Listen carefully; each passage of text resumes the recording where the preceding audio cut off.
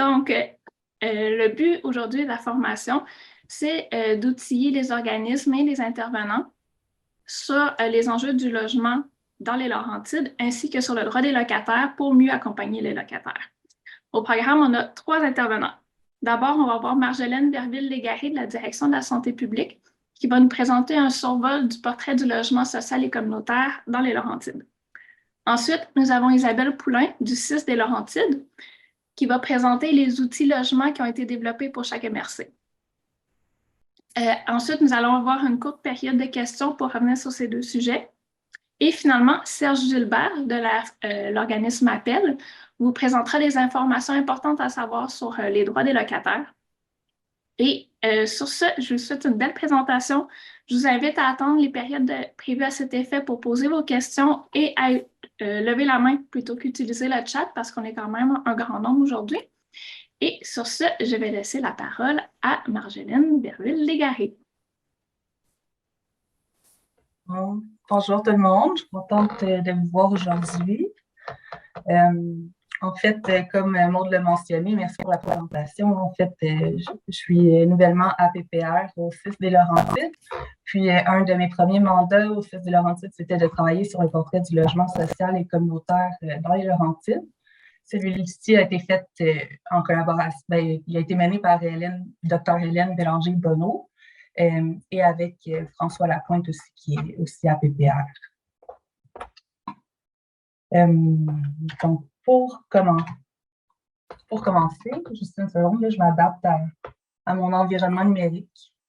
Bon, pour introduire le sujet, c'est que dans le fond, partout au Québec, depuis la pandémie et la période d'inflation, il y a vraiment une pénurie de logements abordables. On voit qu'il y a vraiment une crise du logement qui s'est installée. Donc, alors que pour nous, dans la santé publique, on considère que le logement, c'est un déterminant social de la santé, puis que le logement abordable de taille suffisante, salubre et en bon état, c'est une caractéristique importante pour la santé et le bien-être des personnes. Donc, à ce moment-là, on considérait que le logement social et communautaire, ça peut être un moyen d'atteindre des conditions de vie favorables à la santé, surtout pour les personnes en situation de vulnérabilité. Puis, dans le fond, l'idée du projet est venue de là, du projet de réaliser un portrait du logement social et communautaire. Donc, ce projet avait 2 volets. Dans un premier temps, il y avait une analyse des statistiques, des statistiques quantitatives qui étaient disponibles autour du logement. Puis ensuite, il y a une période de consultation, un deuxième volet qui était davantage qualitatif. Donc, juste pour se mettre des bases communes sur le logement social et communautaire, en fait, le logement social, il se divise en 2 catégories. Donc, le logement communautaire qui comprend les coopératives d'habitation et les OBNL d'habitation. Puis, le logement public qui est davantage le HLM, il est dirigé davantage par l'Office des habitations, donc qui est financé par des programmes par le gouvernement. Il y a aussi des programmes de supplément au loyer qui sont des programmes d'aide directement aux individus, d'aide financière, comme par exemple le PSE. Donc, pour la méthodologie, je l'ai mentionné un peu. Donc, dans le premier volet, il y avait une analyse des données statistiques disponibles. Ces données-là, ils provenaient dans le fond du recensement de Statistique Canada, de l'Institut de la statistique du Québec, la Société d'habitation du Québec, la Société canadienne d'hypothèques et de logement, la SCHL. Donc, ces données-là, ils datent de 2021 à 2023. Donc, à ce moment-là, on s'est rendu compte qu'il y avait plusieurs limites à ces données, dont la difficulté d'appréhender l'évolution rapide des besoins en logement, notamment depuis la pandémie, puis la période d'inflation.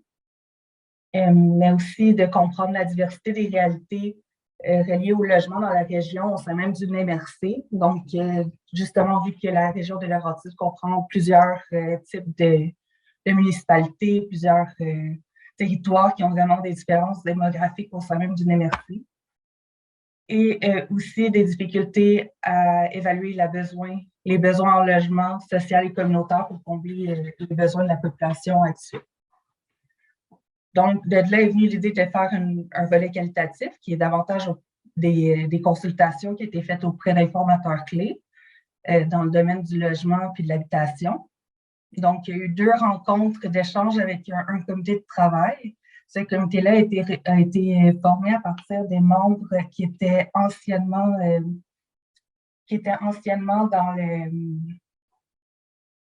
le comité logement régional, puis qui était mené par la CRDSL. Donc, on a inclus plusieurs personnes de là. Ils nous ont aidés aussi à recruter des personnes pour distribuer un sondage en ligne. On a eu 23 répondants, justement, tous des experts ou des personnes qui s'impliquent dans le logement. Donc, au niveau quantitatif dans les données, ce qu'on voit, c'est que le plus des 2/3 des logements de la région sont occupés par des ménages propriétaires. Donc, les plus grandes proportions de ménages locataires se trouvent davantage dans la MRC de la Rivière-du-Nord, Mirabel et Argenteuil. Puis ensuite, le taux d'occupation des logements locatifs pour les municipalités de 10 000 habitants et plus de la région sont presque tous inférieurs à 1 %, ce qui est vraiment inférieur à la moyenne du Québec, mais qui est aussi un record historique. Marjolaine, avant de continuer, est-ce que tu pourrais partager en même temps ton PowerPoint pour les personnes qui sont plus visuelles? Ah, je pensais que je le partageais. Est-ce que vous le voyez? Non. Mon Dieu, désolée.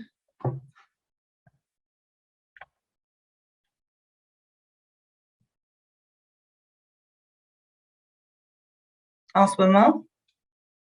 Non, sinon je peux partager si jamais ça cause problème.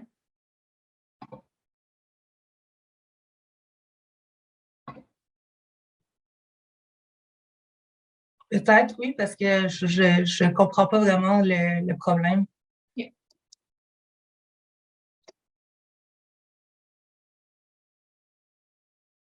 Voilà. Est-ce que vous voyez tout le monde en plein écran? Oui. Okay. Oui. Donc, tu peux Peut-être qu'on se venir un peu au début, juste pour voir que le visuel, là, parce que je me basais vraiment sur mon PowerPoint.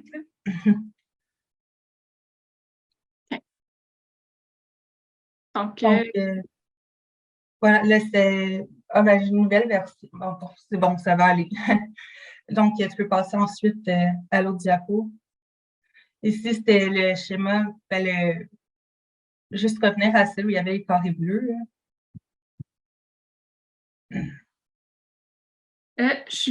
Oui. Oui, donc c'était un peu le schéma qu'on avait fait du logement social et communautaire au Québec.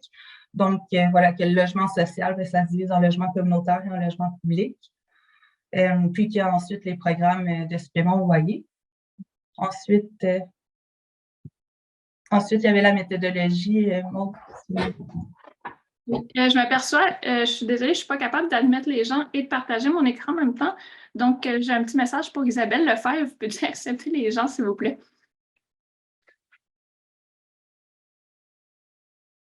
Merci, tu peux continuer. Donc voilà, ici, on avait les besoins en logement locatif dans la région des Laurentides. Donc, justement, qu'on voit que plus des 2/3 des logements de la région sont occupés par des ménages propriétaires.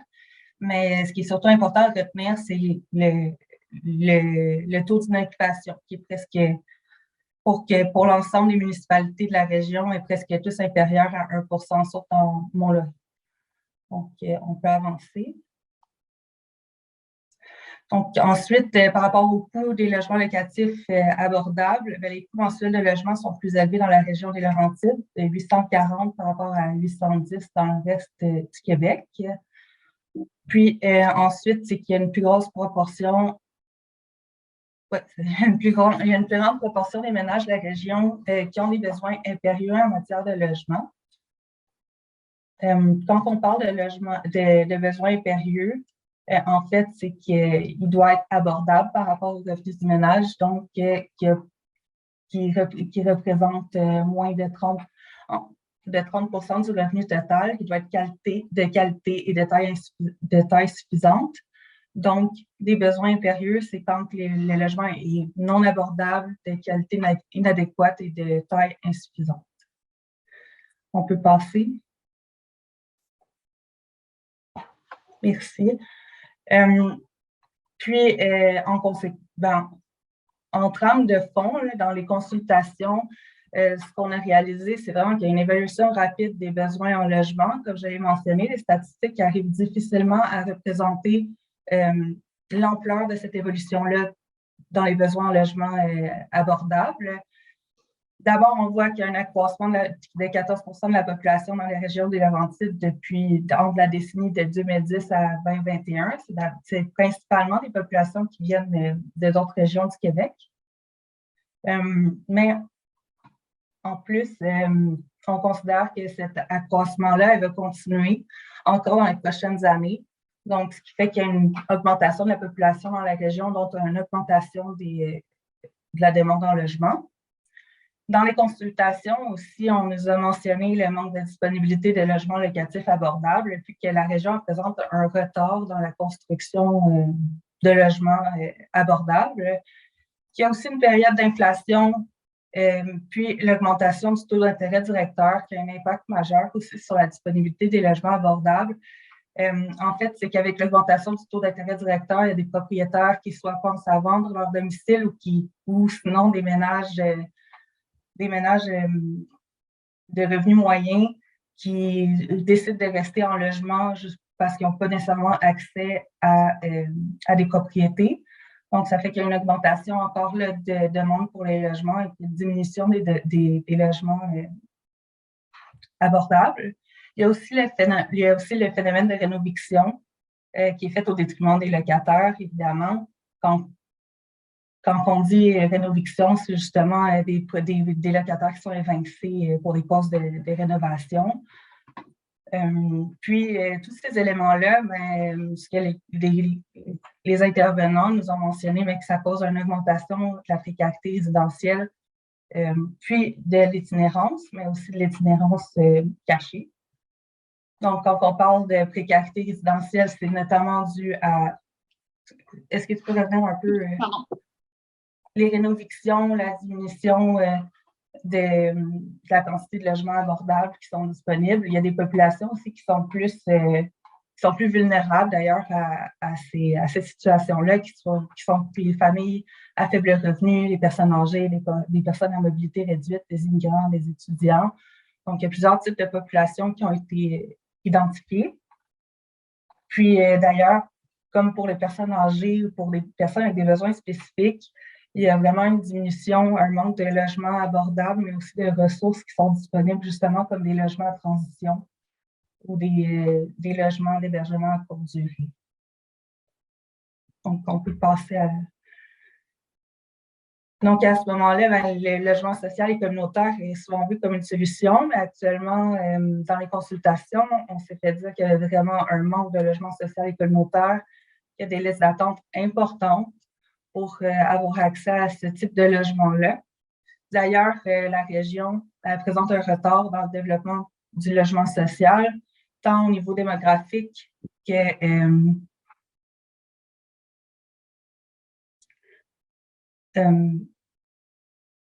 c'est au niveau démographique, on voit qu'il y a 12,2 sur 10, 12,2% sur 10 ans, autant sur le niveau démographique que dans la construction. Le nombre d'unités démographiques, le nombre d'unités de logements sociaux de 12,2% sur 10 ans ne suit pas l'accroissement démographique. Puis en 2021, 5,8% de l'ensemble des ménages locataires de la région vivent dans un logement subventionné par rapport à 8,4% dans l'ensemble du Québec, donc il y a un retard sur le reste du Québec.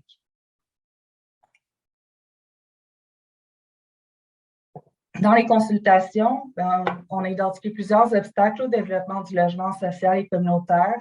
Il y en a plusieurs qui provenaient justement des programmes de soutien au développement du logement social et communautaire, comme le financement. Il y a un manque de financement où les sommes qui sont consenties dans les programmes ne sont pas nécessairement suffisantes, ne sont pas adéquates. D'ailleurs, les nombres de financement sont basés sur 2019, donc ce qui n'a pas nécessairement suivi l'inflation. Les projets aussi reposent sur des regroupements communautaires ou sur de l'implication bénévole.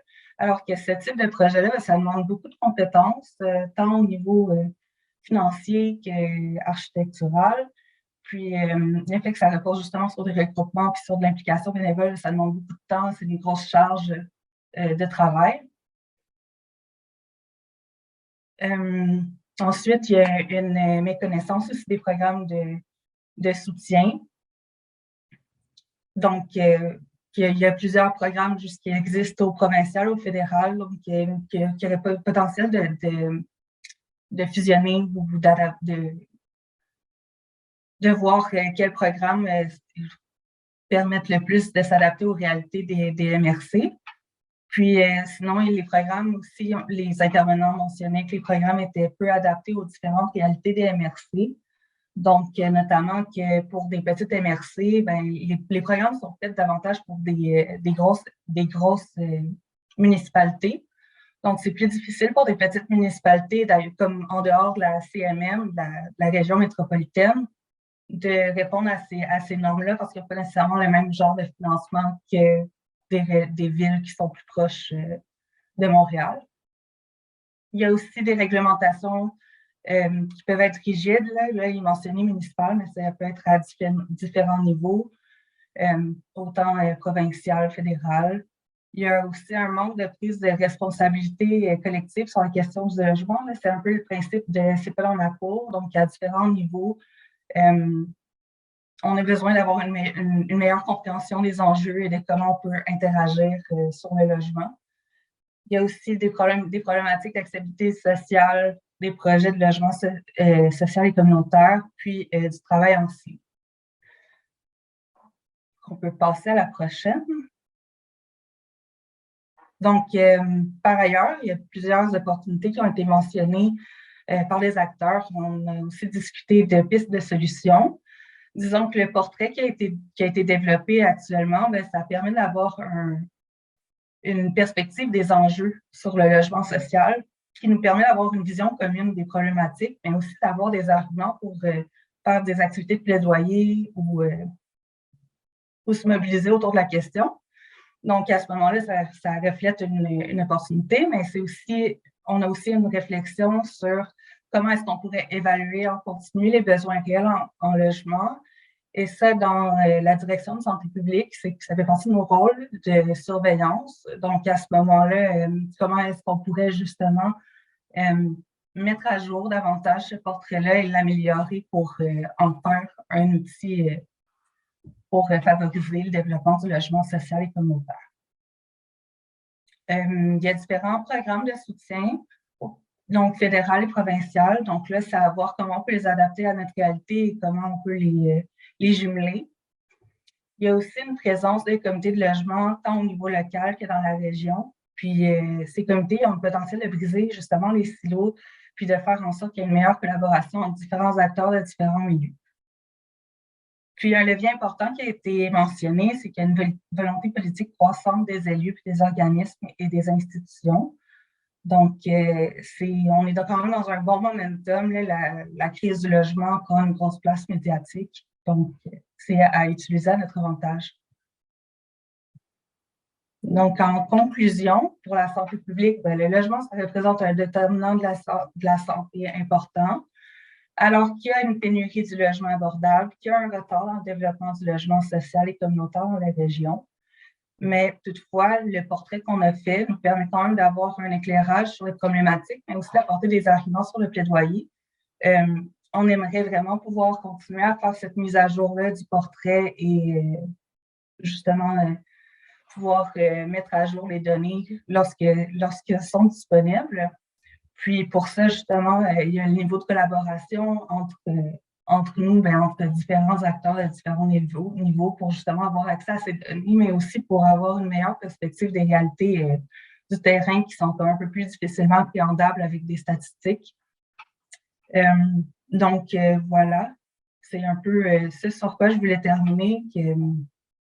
En tout cas, j'espère que ce portrait-là va pouvoir vous aider justement dans votre travail. Puis, on pourra le mettre disponible. Maude, je pense qu'elle avait développé une stratégie justement pour le partager. Oui, en effet, à la fin de la formation, je vais vous donner un lien pour évaluer votre satisfaction de la formation et aussi vous allez pouvoir cocher si vous voulez recevoir le portrait que m'a fourni Marjolaine. Donc, merci beaucoup, Marjolaine. Ben, merci, désolée encore pour le partage d'écran au début. Pas de problème, je pense qu'on a quand même vu l'essentiel de tout. Donc, maintenant, j'inviterai Isabelle Poulain. Donc, je t'ai vu tantôt passer. Oui, je suis là. Bonjour. Il n'y avait pas une période de questions après la présentation de la santé publique? En fait, je pensais faire une période de questions pour les deux, mais on aurait le temps d'une petite question ou deux si jamais quelqu'un veut lever la main et qu'il y a une question très rapide. Parce que moi, j'en avais une pour Marjolaine. Est-ce que vous avez été en mesure, parce que je sais que quand il y avait eu la présentation du document synthèse, il y avait eu des projections qui avaient été faites, mais ils n'étaient pas complètes parce qu'ils ne prenaient pas en compte certaines données. Est-ce que vous avez ajusté les projections des besoins de construction des nouveaux logements dans les Laurentides en fonction justement de l'accroissement de la population? Ils voulaient croiser aussi les besoins impérieux en matière de logement, donc la population qui consacre plus de 30% de son revenu au logement pour avoir une projection qui est plus réaliste, là, entre autres pour le milieu municipal. Je ne sais pas si, vu que tu viens d'arriver, peut-être que je n'ai pas la réponse, mais... Oui, ben c'est vraiment une bonne question. Là, en fait, c'est un de nos enjeux, puis c'est un peu ça vers là, je voulais aller dans, comme on a besoin un peu de collaboration pour nous aider à mieux comprendre. La réalité du logement est très complexe, là. Donc, c'est ce qu'on a, le portrait a beaucoup de limites, mais puis il nous a permis de comprendre la complexité de la réalité. Donc, on s'est rendu compte que justement, les données statistiques qu'on avait, qui dataient principalement de 2021, du recensement, ne nous permettaient pas nécessairement d'avoir une approximation adéquate du besoin en logement social et communautaire, notamment parce qu'ils comprenaient autant les PSL. Puis, ils ne nous permettaient pas non plus d'estimer comme adéquatement le nombre de logements abordables qu'on a besoin. Donc, on n'a pas nécessairement poussé davantage, mais on l'a bien identifié comme un enjeu. Puis, que justement, c'est pas parce qu'on n'a pas de chiffres que c'est pas problématique, là. On l'a vu dans les consultations. Puis même là, on voit le taux d'inoccupation des logements, l'accroissement de la population, tout ça, ça donne des indices que c'est une problématique. J'ai pas l'impression d'avoir répondu à la question, mais en même temps, comme c'est un peu ça, ouais. Est-ce que ça allait, Isabelle? Oui, c'est juste, je me demandais s'il avait réussi à croiser ces données-là pour avoir un chiffre un peu plus proche de la réalité. C'était ça ma question. OK. Ben non, ça n'a pas été fait, mais je pourrais en voir justement avec mon collègue François qui a travaillé davantage sur les statistiques. Okay. Merci. Je vais prendre la question de Judith, et après ça, on passera à la partie d'Isabelle. Bonjour à vous tous. Donc, Judith Trudeau du Conseil central des Laurentides. Ma question va être simple, en fait. Tu termines, Marjolaine, en disant qu'il y a un accroissement de l'intérêt des différents élus, en fait, puis que ça devient un levier parce que, dans le fond, on en parle davantage. Moi, je travaille au Conseil central en plein Saint-Jérôme, puis on la voit, là. C'est véritablement l'accroissement d'un manque de logement. On le voit clairement. Et je me demandais, tu sais, tu disais, il faut arrêter de travailler en silo, il y a des comités de logement. Moi, j'ai envie de savoir, et puis la question est à 1000 $. Fait que peut-être qu'on n'est pas obligé de répondre maintenant en un seul bloc, mais quelle est la responsabilité à la fois des municipalités, à la fois des députés, à la fois de ceux qui nous représentent finalement dans les endroits où on prend les véritables décisions? Et moi, j'ai pas vu s'il y avait des gens de la CAQ dans la salle, mais oui, on en a parlé. Oui, on est allé faire des manifestations devant la ministre Duranceau, mais je me demande, par exemple, dans le comté de Saint-Jérôme, que dit Yuri Chassin, donc, sur cet élément-là? Que disent nos élus? Je le comprends, l'intérêt, mais concrètement, que se fait-il? Alors, je lance un méchant pavé dans la mare, mais voilà, je suis là pour ça. En effet, c'est une grosse question, là. Puis ça vient surtout des résultats des consultations là, qu'on a vu qu'on a entendu cette volonté-là, mais c'est sûr que, en tout cas, à réflexion, je relance la question à toute la salle. Serge, je ne sais pas si c'était pour répondre. En fait, pour répondre à la question de Judith, actuellement, dans le territoire des Laurentides, il y a une volonté politique au niveau des municipalités de s'impliquer dans le développement du logement communautaire. Il y a beaucoup de municipalités, en fait, au niveau des MRC, il y a beaucoup de choses qui sont en train de bouger, où les MRC prennent des décisions qui n'avaient jamais été prises avant. Mais je plaide pour la patience, dans le sens où il faut laisser le temps à ces structures-là de bien se mettre en place et d'atterrir. Mais la volonté est là et Marjolaine l'a souligné. Oui, il y a un momentum actuellement et je pense que les municipalités sont en train d'en profiter. Alors, soyons un petit peu patients, laissons atterrir les projets et je me dis, bon, d'ici 6 mois, on va voir qu'est-ce qui va avoir bougé. Malheureusement, il y a peu de publicités qui se font au niveau des MRC sur ce qui se réalise. Mais bon, il y a de quoi dont je parlerai quand je ferai ma présentation, là. Mais soyons patients. Merci, Serge. Donc, Isabelle, je vais te laisser partager ton écran et faire ta présentation. Bonjour tout le monde, je suis Isabelle Poulin, je suis organisatrice communautaire au CIS des Laurentides. Donc, on m'a invité à venir vous présenter l'outil d'aide à la recherche de logement qui a été développé par les partenaires à Saint-Jérôme. Donc, je vais vous présenter le résultat d'un travail collectif et je vais rebondir sur ce que M. Gilbert dit. Je vais vous présenter en préambule l'historique de pourquoi on est arrivé là au comité logement de la MRC Rivière-du-Nord. Excusez-moi. De la CDC de la Rivière-du-Nord, ou le territoire de la MRC Rivière-du-Nord. Il faut savoir que dans chaque MRC des Laurentides, il y a un comité logement, c'est à géométrie variable. Nous, à Saint-Jérôme, je vais partager mon écran, il existe depuis 2010, en fait, notre comité logement. Je peux juste partager ça. Donc, est-ce que vous voyez mon écran? Oui, c'est bon. Parfait, excellent. Donc, cette présentation-là, en fait, je suis allée la faire au comité logement de la MRC des Laurentides pour qu'ils voient un peu l'évolution, parce que comme M. Gilbert dit, il faut être extrêmement patient en logement. Les projets sont longs, la concertation est longue aussi, il y a plusieurs embûches et défis. Donc, je voulais vous partager ça un petit peu. Dans le fond, nous, à partir de 2010, on a commencé à réunir les acteurs en logement. Donc, à peu près une trentaine d'acteurs se réunissaient 2 fois par année pour échanger sur les défis, les enjeux là, sur le terrain en matière de logement. Les acteurs en logement sont des acteurs multisectoriels qui accompagnent des personnes, souvent des personnes plus vulnérables là, dans leur recherche de logement ou dans leur stabilité en logement. Donc, c'est là que ça a commencé. On les réunissait 2 fois par année. C'est la CDC, en fait, qui guidait ces rencontres-là. Pour, en 2015, là, faire un état de la situation, un peu comme Marjolaine vient de présenter, mais pour la MRC Rivière-du-Nord.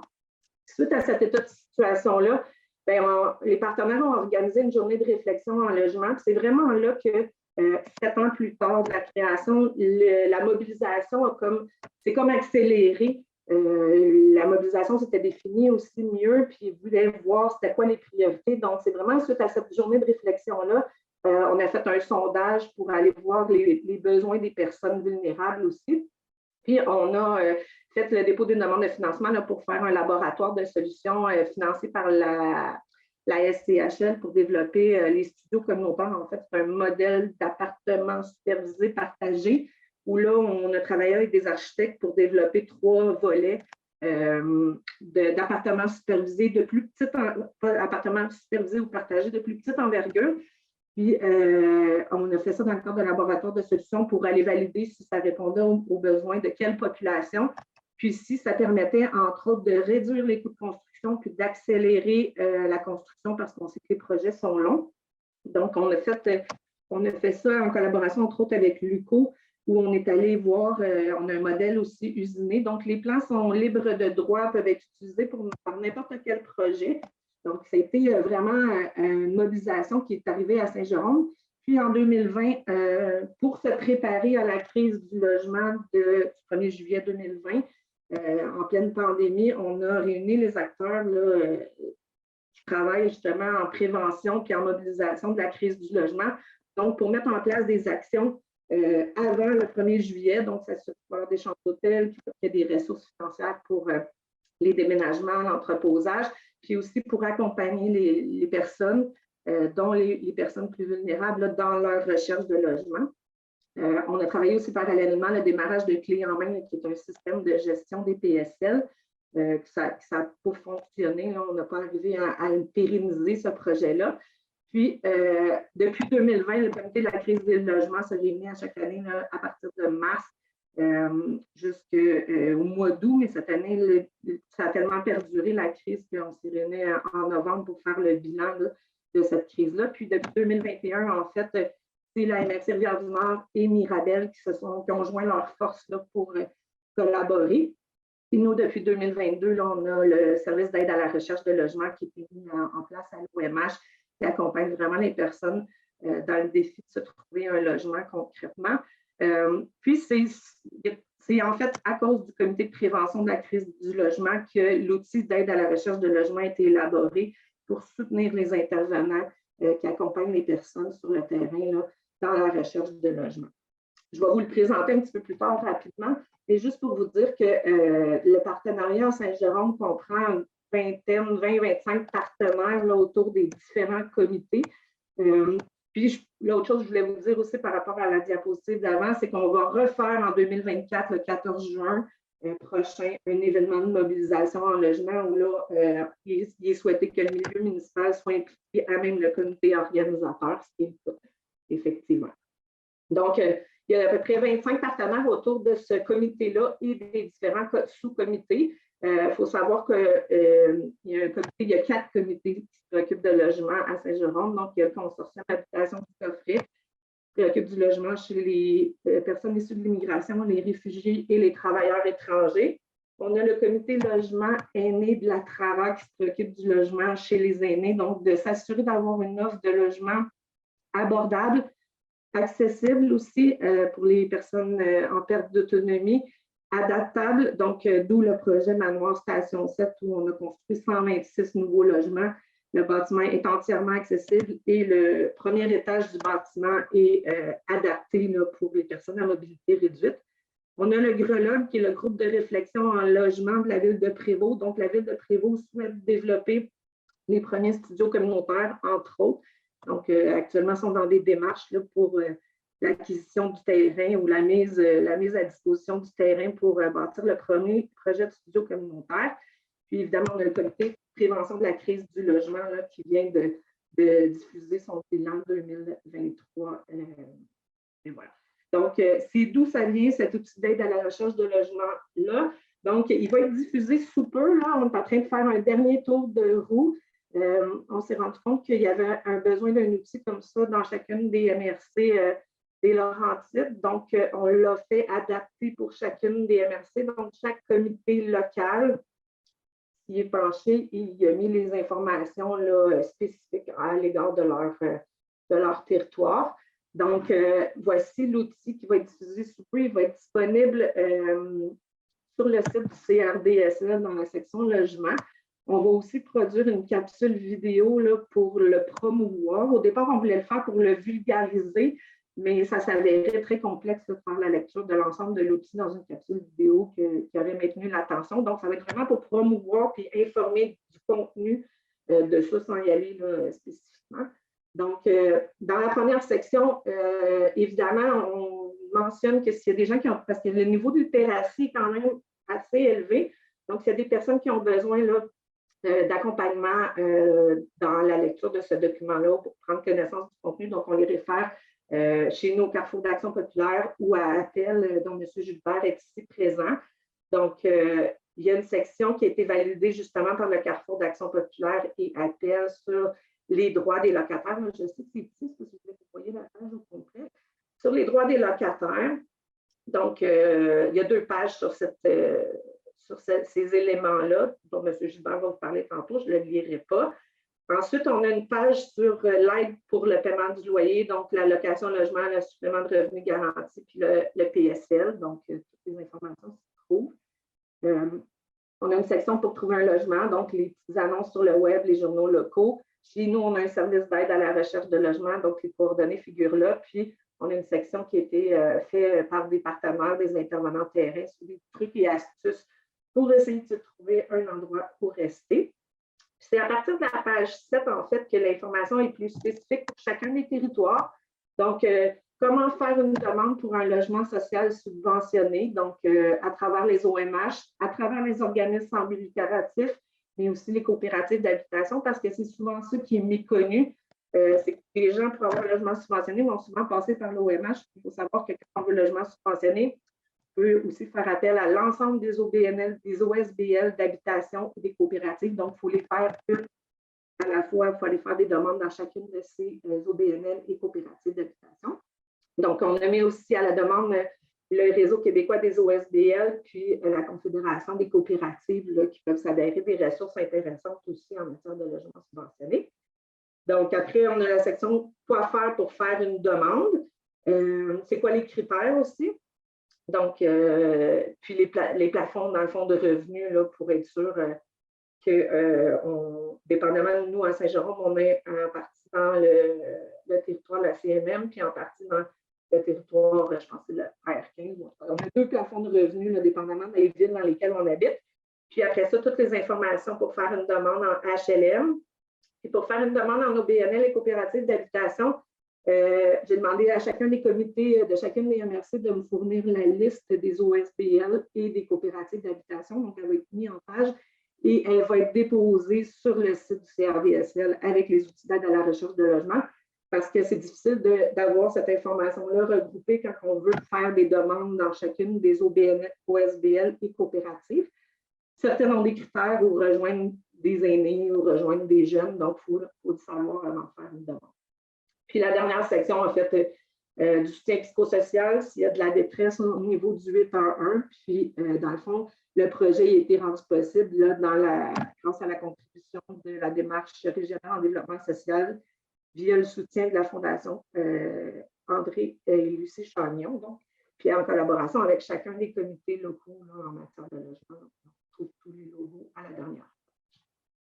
Donc, cet outil-là va être diffusé dans les prochaines semaines. Il me reste à faire un dernier tour de roue pour s'assurer que c'est bien la version finale avant que je l'envoie à l'impression. Donc, on va avoir des copies d'imprimés aussi qui vont être disponibles pour chacune des MRC.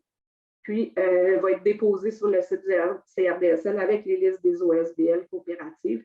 Puis, on va amorcer le tournage de la capsule vidéo avec la télévision communautaire des Basses-Laurentides. Donc, ça va être diffusé, j'imagine, au courant du printemps, probablement, là, dépendamment des échéanciers. Voilà. Je ne sais pas si c'était trop rapide. Mais c'est parfait.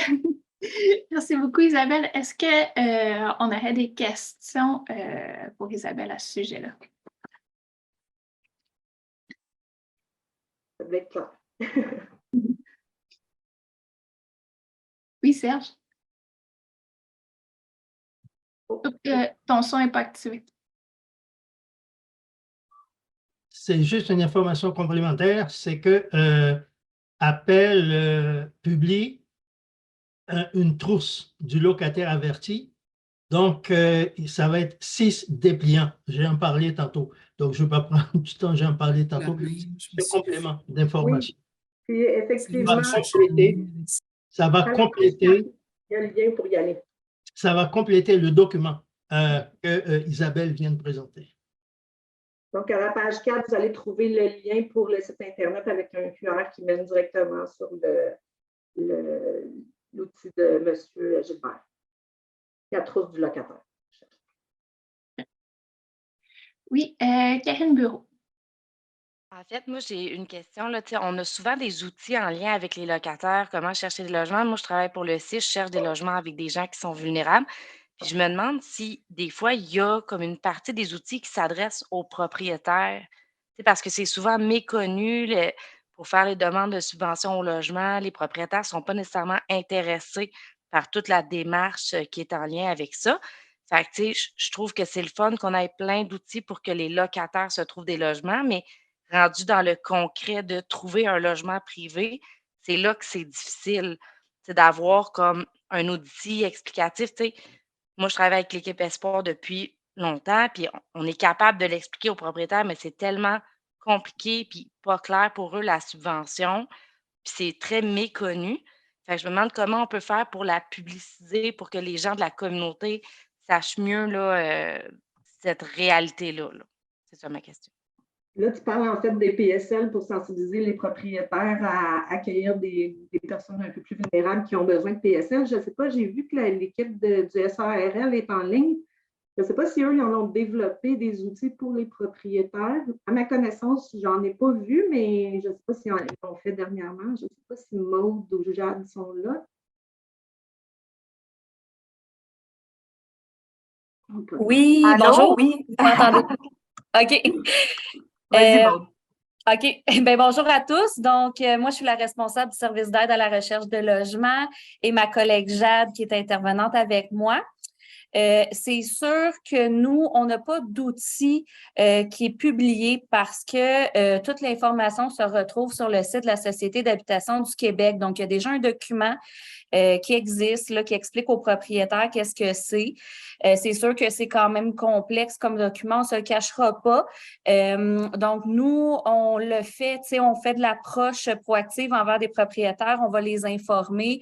On commence déjà à avoir un bon réseau à Saint-Jérôme de propriétaires, mais effectivement, tu sais, on n'a pas d'outil maison qui a été fait là, pour parler des PSL à adresser directement aux propriétaires. Par contre, comme je dis, vous pouvez les diriger sur le site de la Société d'habitation du Québec. À la limite, je pourrais faire parvenir le lien là, pour ce qui est de l'explication. Qu'est-ce que c'est? Je ne sais pas si ça répond à votre question. On a peut-être un autre projet. Ben, c'est ça, hein? On en a toujours besoin au comité logement, hein? On aime ça, fait que ça peut être éventuellement. Effectivement. Merci. Maintenant, c'est les CHL. Je ne sais pas c'est qui est là. Oui, bonjour Anne Laroche de la CDCHL. Est-ce que brièvement, on pourrait expliquer qu'est-ce qu'on entend par studio communautaire? C'est ma question. Oui, bien en fait, le studio communautaire, on est parti de la prémisse que dans les enjeux, là, quand on finance, la SCHL finance un laboratoire de solutions, c'est pour tester une solution à des enjeux. Donc, les enjeux qu'on avait identifiés au départ, c'est que il y a peu de modèles actuellement qui permettent de développer des appartements supervisés ou partagés, qu'il y a des besoins, que nos villes de plus petite envergure ne peuvent pas développer des grands ensembles, puis que les projets sont longs et coûtent cher. Donc, on est allé tester ça avec, dans le fond, c'est simple, c'est un plan d'architecte qui ressemble à une maison de chambre. En fait, on a un modèle à un étage, un modèle à 2 étages, puis un modèle à 2 étages usiné. Puis on est allé étudier, de voir est-ce que ça répondrait à des besoins de certaines populations. On est allé chez les jeunes, les aînés, les personnes en situation d'itinérance, puis ils nous ont dit que oui, dans certains moments de leur vie, ils aimeraient ça pour certaines raisons, habiter dans un type de maison de chambre. En fait, chaque chambre est équipée d'une salle de bain individuelle, puis on a un espace communautaire de cuisine et de salon avec une buanderie. Donc, c'est à la frontière de la vie communautaire et de la vie individuelle. Donc, chaque personne a son frigidaire, son garde-manger. Donc, les plans sont disponibles. Je pourrais mettre le lien. Là, vous pourriez aller voir toute la documentation qui a été faite. Donc, actuellement, on cherche un projet qui se démarre avec un terrain pour construire le premier prototype puis aller valider dans la réalité si on est capable que ça coûte moins cher, ça répond à des besoins de la communauté, puis si on est capable de le construire rapidement, entre autres avec le modèle usiné. Puis à partir de là, il est disponible, en fait, la SCHL l'a rendu disponible à travers le Canada. Donc, c'est un projet qu'on souhaite démarrer, là, le premier prototype. Merci beaucoup. Je vais essayer de vous trouver le lien, je vais le mettre dans le chat. Excellent. Merci. Finalement, je vais prendre une dernière question de Louis de Un Toit pour tous. Oui, bonjour à toutes et à tous. Là, ma caméra ne fonctionne pas, désolé, j'ai essayé tout ce que je pouvais, mais ça ne marche pas.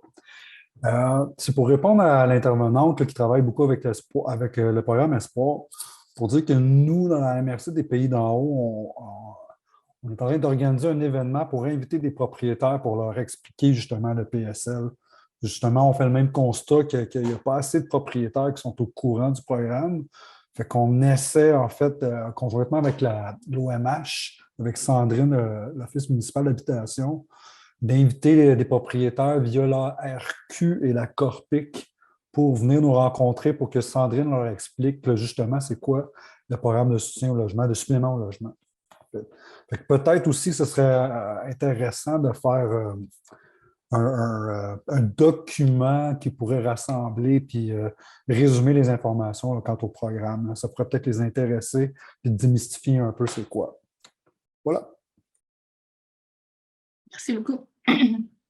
Donc, finalement, ben, on va passer à la troisième partie de notre formation. J'invite donc Serge à partager son écran et on va parler des droits des locataires.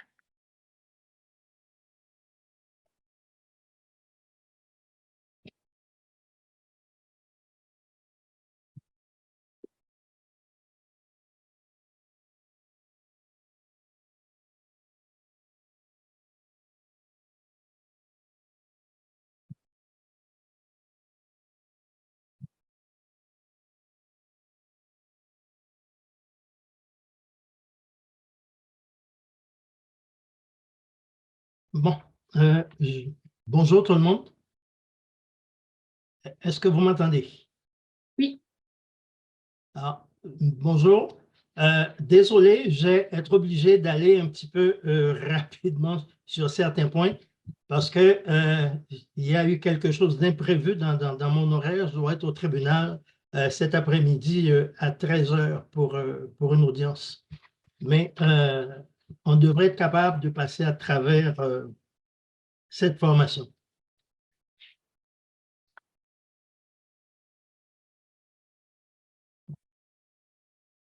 Pourquoi ça ne fonctionne pas?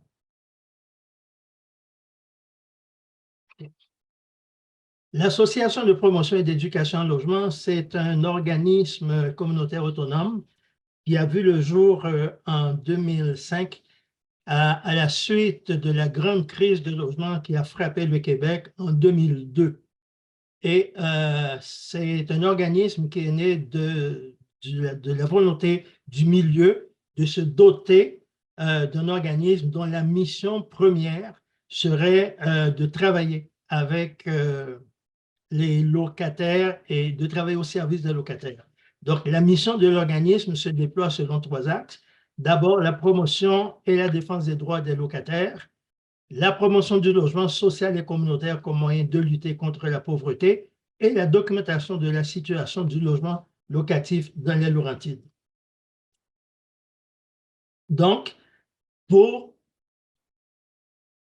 réaliser cette mission-là, nous avons des activités qui sont offertes aux locataires, qui sont offertes aussi aux organismes communautaires qui sont intéressés. Nous avons aussi des activités de soutien à des groupes communautaires qui voudraient démarrer du logement communautaire et nous publions de la documentation sur la situation du logement dans le territoire. Avant d'aller plus loin, je dois faire je dois vous donner cette mention-là. L'information que nous allons présenter, c'est une explication générale du droit du logement. Ce n'est pas une opinion juridique. Une opinion juridique, c'est seulement un avocat ou un notaire qui peut vous donner ça. Même si j'ai une formation en droit, n'étant pas avocat et n'ayant pas fait de barreau, je ne peux pas vous donner d'opinion juridique.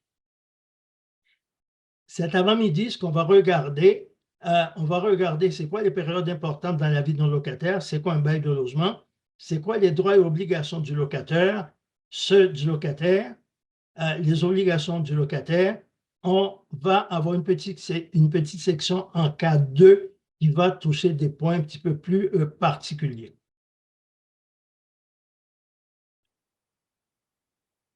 Dans la vie d'un locataire, il y a des périodes importantes. Alors, quelles sont ces périodes importantes? Il y a d'abord la période du 1er juillet au 30 juin. Je pense que le 30 juin est bloqué par du 1er juillet au 30 juin. C'est ça la durée du bail. Donc, dans la vie du locataire, sa vie de locataire commence le 1er juillet et se termine le 30 juin. À l'intérieur de cette période, vous avez une période qui est extrêmement importante, qui est la période des avis. Donc, qui commence le 31 décembre et qui se termine le 31 mars. Le 31 décembre, c'est la date limite pour qu'un locataire transmette à un locataire un avis de reprise de logement ou un avis d'éviction. À la suite de la réception de cet avis par le locataire a 30 jours pour répondre à l'avis. On dit que la date limite, c'est le 31 décembre, mais le locataire peut recevoir l'avis avant le 31 décembre. Entre le 1er et le 31 décembre, et la réponse, la durée de 30 jours, c'est à partir de la réception de l'avis. Donc, si l'avis est reçu le 3 décembre, il faut compter 30 jours à partir du 3 décembre et non pas à partir du 31 décembre. Ensuite, il y a les avis de modification qui doivent être transmis au locataire. Donc, avis d'augmentation, par exemple, avis d'augmentation de loyer, avis de changement dans les règlements de logement. Quand le locataire reçoit ça, il a 1 mois pour répondre. Et ces avis-là doivent être reçus au plus tard le 31 mars. Dépassé le 31 mars, il n'y a aucun avis qui tienne. Et à partir du moment où le locataire a reçu son avis, s'il y a un refus de la part du locataire, le locataire a 1 mois pour ouvrir une demande au tribunal administratif du logement. Ces dates-là sont importantes et je pense qu'il est important pour tout le monde de les avoir en tête. 1er juillet, 30 juin, la durée du bail. 31 décembre au 31 mars, période des avis. 31 décembre, date limite pour la transmission des avis de reprise ou d'éviction. 30 jours après, réponse du locataire. Et les avis de modification, augmentation et autres doivent être transmises au locataire au plus tard le 31 mars. Le locataire a 1 mois pour répondre et, dépendamment de sa réponse, le locataire a 1 mois pour ouvrir une demande au tribunal du logement. Ça, c'est important, ces dates-là. Alors, on va parler maintenant du bail. C'est quoi un bail? Un bail, c'est un contrat qui est signé entre 2 personnes. Donc, il y a le locataire et il y a le locataire. Et dans le bail, il y a toutes les conditions qui doivent être respectées par l'une et l'autre partie. Les conditions du bail sont régies par le Code civil du Québec et il y a à peu près une centaine d'articles qui couvrent la gestion des baux par le propriétaire et par le locataire. Et le tribunal administratif du logement, c'est le seul tribunal qui a compétence au Québec pour régler les problèmes liés au bail.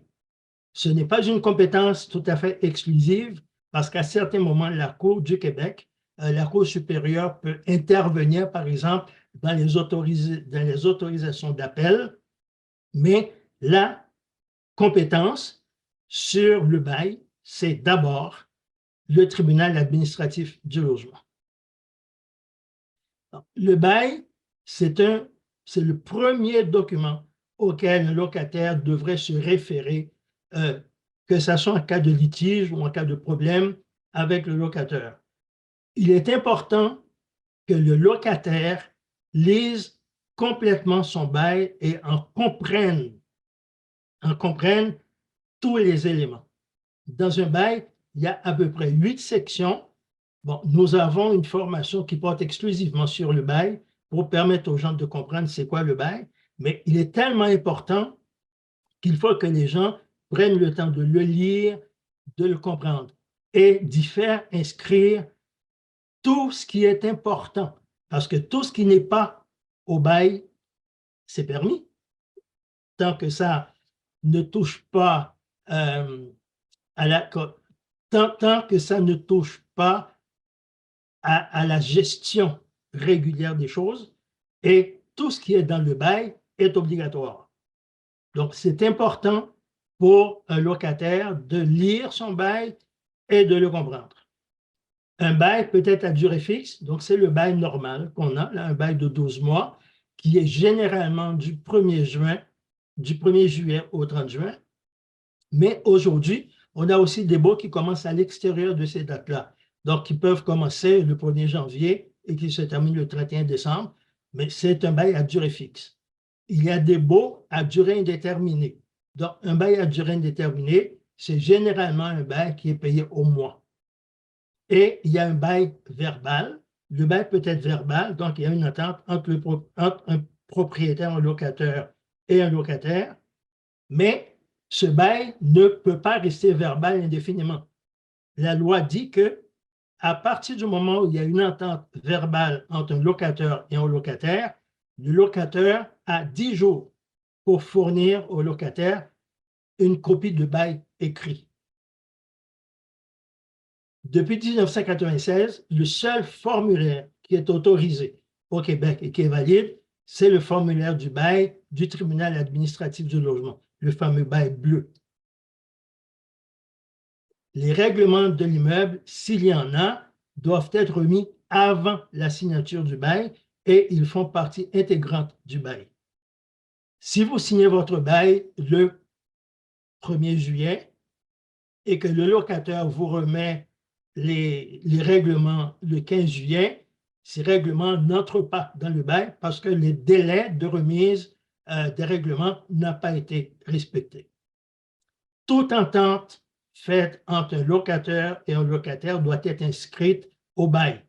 Par exemple, les frais de chauffage, la cour, le stationnement, les animaux domestiques, tout ça, ça doit être écrit et ça doit figurer au bail. Parce que si ce n'est pas écrit dans le bail, on n'est pas capable de prouver que l'entente existe. Et le locataire n'a pas le droit de demander à la signature du bail autre chose que le paiement du premier mois de loyer. Un bail se renouvelle automatiquement à son terme, à l'exception d'un bail de sous-location qui prend fin avec la fin du bail.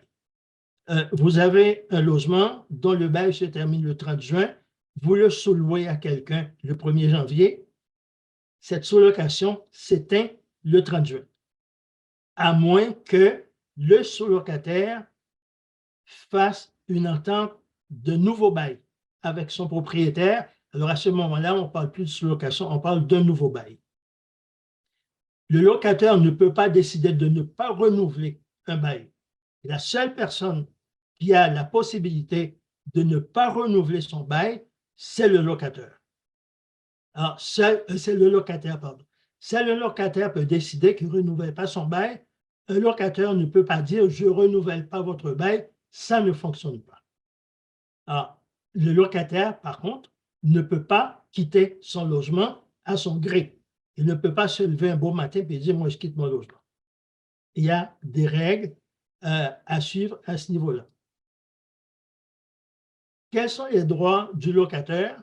Le locataire, c'est maintenant, on ne parle plus de propriétaire, là, si vous regardez, c'est toujours, on va parler du locataire. Le locataire, il peut être propriétaire du logement ou ça peut être un représentant désigné par le locataire. Quelqu'un qui a un ensemble de blocs, qui aurait 5-6 blocs appartements, peut en donner la gestion à une compagnie et à ce moment-là, le locataire, c'est la compagnie et non plus le propriétaire des immeubles. Alors, le locataire, envers le locataire, ses droits et ses obligations sont définis par le Code civil du Québec. Je vais vite, mais vous allez avoir le PDF et nous avons toutes les autres formations qui sont aussi offertes si jamais il y a des groupes qui sont intéressés à aller plus loin, on va plus loin avec eux autres. Quels sont les droits du locataire? Le locataire, il a le droit de choisir son locataire, mais il ne peut pas faire de discrimination. il a le droit d'augmenter son loyer à la fin du bail.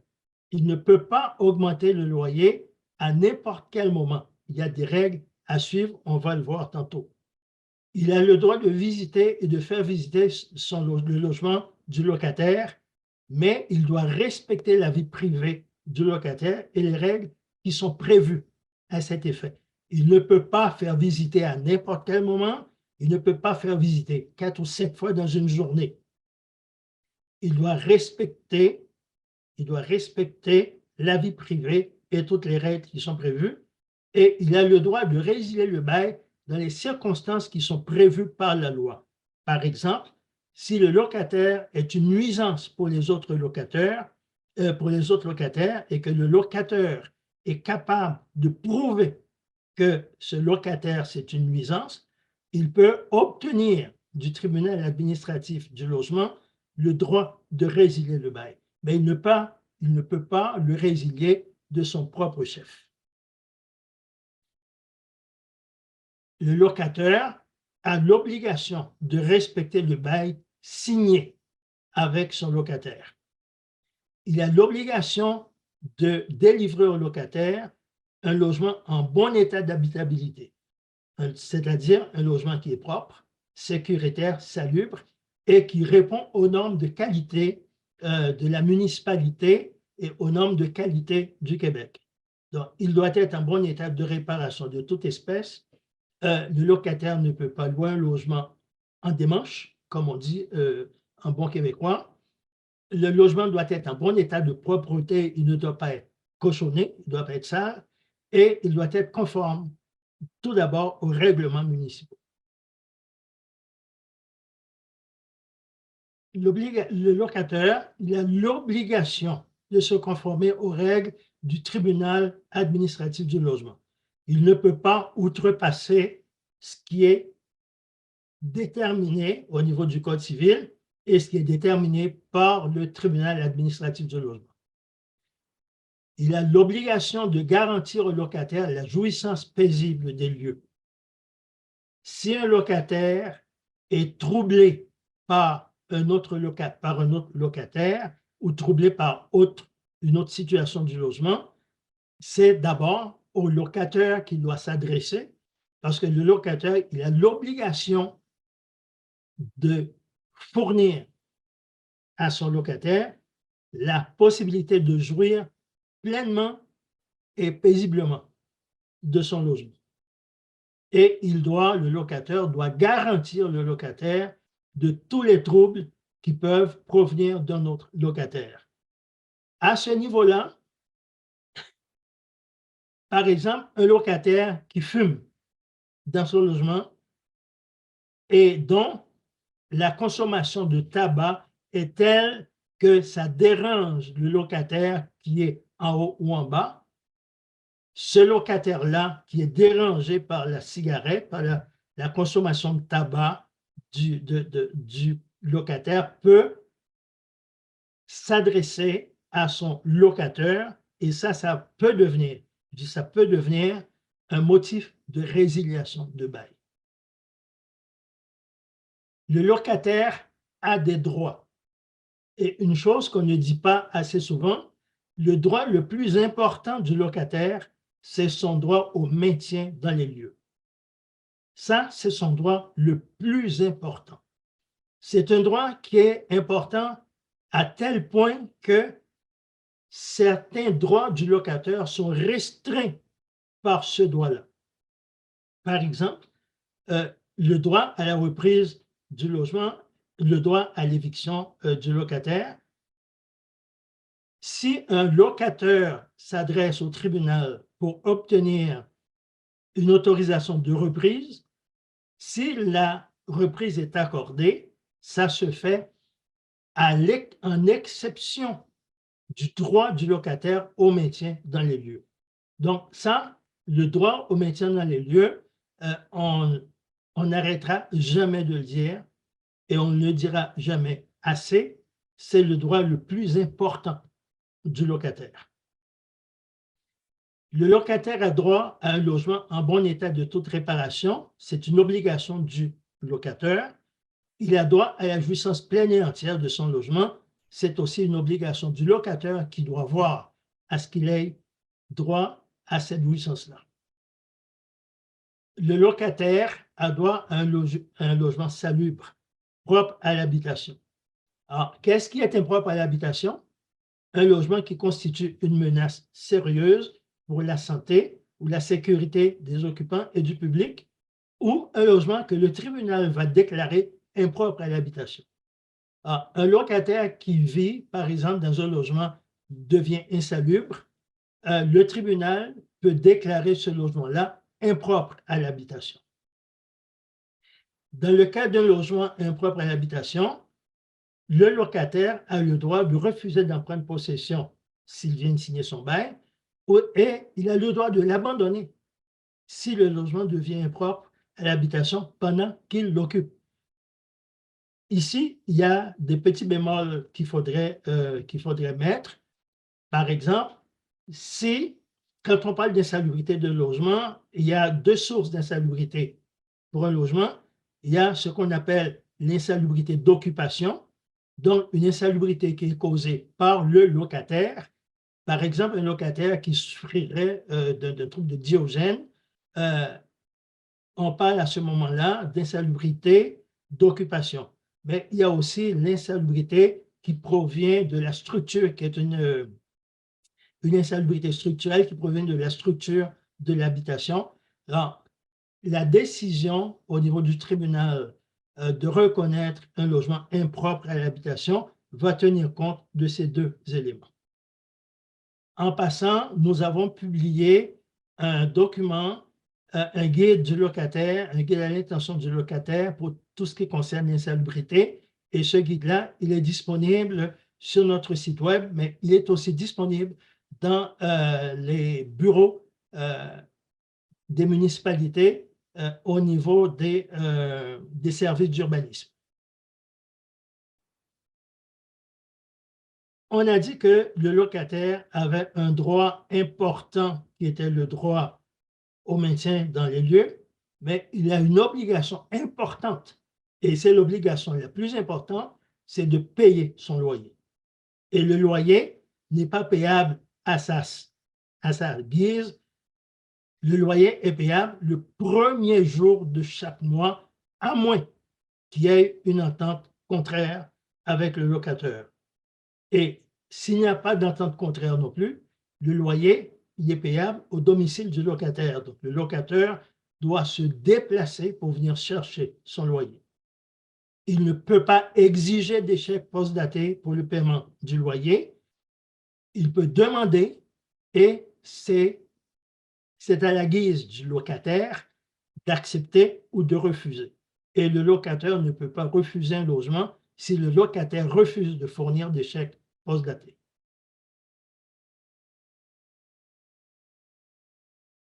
Parmi les obligations du locataire, user du logement avec prudence, respecter le droit à la jouissance paisible des autres locataires, s'occuper des menues réparations. Bon, quand on parle de menues réparations, s'il y a une plaque d'une prise électrique qui est brisée, ben, ça, il peut aller chez Rona ou chez... ça me vient plus, là, je ne suis pas habitué avec ces... Aller acheter la plaque et poser la plaque. Par contre, s'il y a une réparation importante, il doit aviser le locataire de cette réparation. Toute défectuosité que le locataire va constater dans son logement ou qui survienne dans le logement, il doit absolument rapporter tout ça à son locataire sous peine de perdre des avantages. Le locataire a l'obligation de maintenir le logement en bon état de propreté et il doit remettre le logement dans le même état qu'il l'a pris. Ça veut dire quoi? Si le locataire a pris un logement dont une chambre est peinturée en noir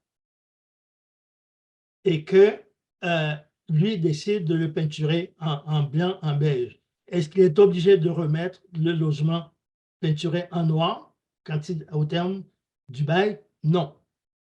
Non. Par contre, s'il a pris le logement et qu'il a changé le luminaire dans le salon, s'il a gardé l'ancien luminaire, il peut remettre l'ancien luminaire à moins que le locataire accepte de payer le nouveau luminaire. Alors, ce sont des petits détails dont on peut discuter avec le locataire et dont on peut aussi discuter avec le locataire pour qu'il comprenne bien la question de remettre le logement dans l'état où il a été pris. Quand il y a un avis de reprise, on dit l'avis de reprise, s'il est accordé, se fait en exception au droit du locataire au maintien dans les lieux. Le locataire, il a le droit de reprendre son logement, mais il y a des conditions. Pour s'y loger lui-même, y loger ses ascendants ou ses descendants au premier degré, père, mère, fils, fille, ou tout autre parent ou allié dont il est le principal soutien. Actuellement, on est dans une vague de reprise de logement où je dirais que 8 appels sur 10 qu'on reçoit chez nous, c'est des gens qui viennent d'avoir un avis de reprise de logement. Et l'avis de reprise va mentionner mon fils ou mon oncle. Ces avis ne sont pas valables à moins que le locataire soit capable de prouver qu'il a le principal soutien de son oncle. Donc, il devra arriver au tribunal s'il fait une demande. Il devra arriver au tribunal avec les preuves que c'est lui qui paye le loyer, c'est lui qui paye les commandes, c'est lui qui paye la voiture, donc qu'il est le principal soutien de cette personne-là. Le locataire qui voudrait reprendre son logement dans les conditions qu'on a énumérées tantôt, il doit envoyer un avis écrit 6 mois avant la fin du bail au locataire. Donc, vous vous souvenez, on a parlé des délais d'avis 6 mois avant la fin du bail, si le locataire veut reprendre le logement pour se loger, y loger un membre de sa famille, ou un allié dont il est le principal soutien financier. Si le bail se termine le 30 juin, c'est le 31 décembre que l'avis doit être reçu par le locataire. Maintenant, ce qu'on dit toujours aux gens, 31 décembre, ça peut être 3 ou 4 janvier, parce que dans la période des fêtes, normalement, le courrier est un petit peu plus lent. Par contre, le cachet de la poste doit faire mention du 31 décembre. L'avis doit indiquer le nom du bénéficiaire et du degré de parenté ou le lien avec le locataire. Le locataire, il a 1 mois, 30 jours, pour répondre à l'avis de reprise de logement.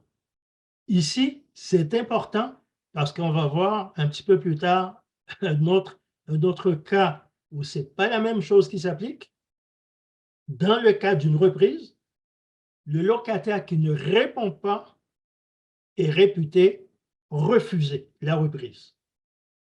S'il ne répond pas, il est réputé refuser la reprise et à ce moment, le locataire devra s'adresser au tribunal administratif du logement pour se faire autoriser la reprise.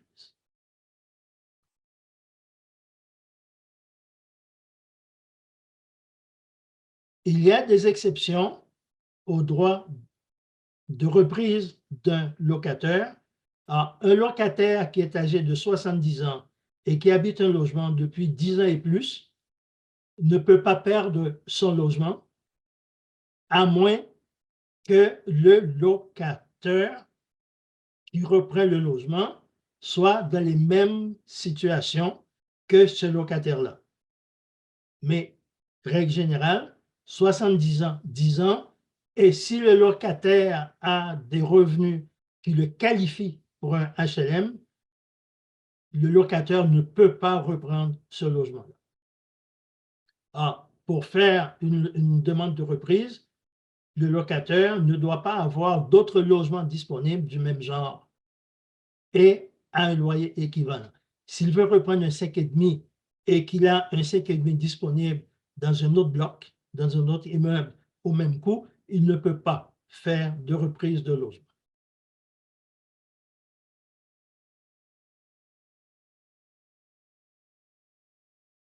Il y a des cas où un locataire ne peut même pas penser à demander une autorisation de reprise si c'est une compagnie, si c'est un couple non conjoint, c'est-à-dire non marié ou qui n'est pas conjoint de fait, ou qui n'a pas comment on dit ça là, et qui n'a pas une entente de couple, et si le logement, c'est une propriété indivise. Dans ces cas-là, un locataire n'a absolument pas le droit de faire une reprise, ni même de demander de s'adresser au tribunal pour se faire accorder une reprise. Si après une reprise, par exemple, qui serait accordée de bonne foi ou décidée par le tribunal, si après ça, le locataire s'aperçoit qu'il y a une mauvaise foi de la part du locataire, il peut s'adresser au tribunal pour une demande en dommages et intérêts. Je ne sais pas si vous avez regardé les journaux depuis quelque temps. Depuis quelque temps, les juges administratifs accordent des dommages et intérêts importants à des locataires qui ont été victimes de reprises de mauvaise foi. 14 000, 20 000 $, le dernier, c'est 20 000 $ qui a été accordé à un locataire de Longueuil. L'avis d'éviction ne peut se faire que pour une subdivision du logement, un changement d'affectation du logement ou un agrandissement substantiel du logement. Une subdivision, si le locataire a un logement qui est loué de 6 pièces et qu'il décide d'en faire 2, 3,5, il peut envoyer un avis d'éviction parce que là, c'est une subdivision. S'il a un 3,5, il ne peut pas subdiviser le 3,5. Par contre, il peut dire, mon 3,5 va devenir un bureau. Ou il peut reprendre un 3,5, il peut reprendre 2 3,5 pour les agrandir de façon substantielle. Mais dans ce cas-là, tout avis d'éviction doit être accompagné, rendu au tribunal, des plans et devis que le locataire devra soumettre s'il veut obtenir cette éviction-là. Dans le cas d'une éviction, le locataire, il doit envoyer un avis de 6 mois avant la fin du bail. C'est la même chose que pour la reprise. Ce qui devient différent, c'est au niveau du locataire. Le locataire qui reçoit un avis d'éviction, il a 1 mois de la réception de l'avis pour s'opposer à l'éviction. S'il ne le fait pas, il est réputé accepter l'éviction, accepter de quitter les lieux. Alors ça, c'est différent de la reprise. La reprise, si le locataire ne répond pas, il est réputé refusé. L'éviction, si le locataire ne répond pas, il est réputé accepté. C'est bien important de comprendre ces deux distinctions-là.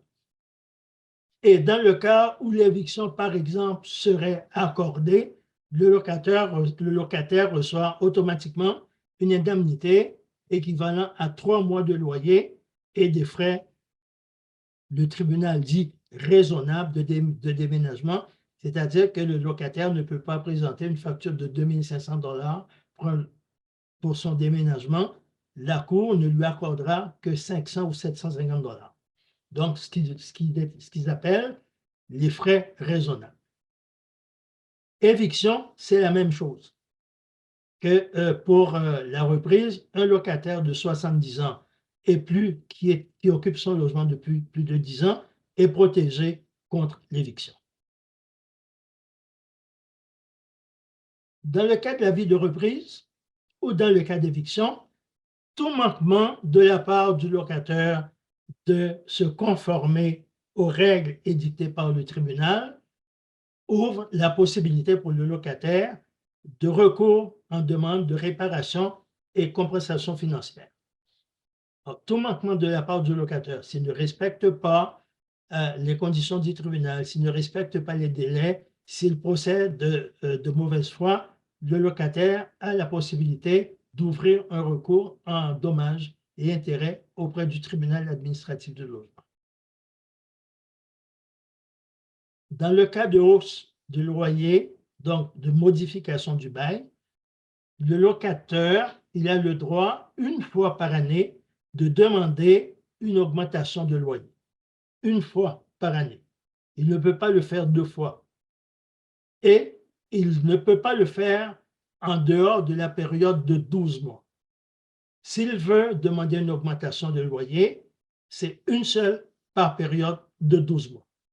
Et il doit transmettre un avis écrit au locataire indiquant le nouveau loyer en dollars ou en pourcentage.